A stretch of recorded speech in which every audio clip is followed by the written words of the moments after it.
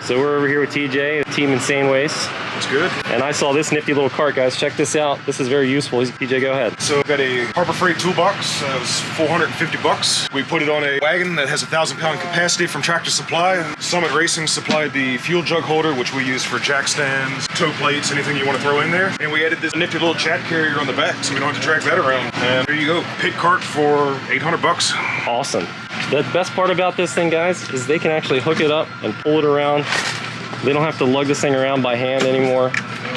And the quality of this cart for $800 is up there with some of the smaller FD teams. This is easily replicated. Organized tools just makes the job that much easier when you have to get it done and go out and have fun. Thank you. Yes, indeed. Appreciate it.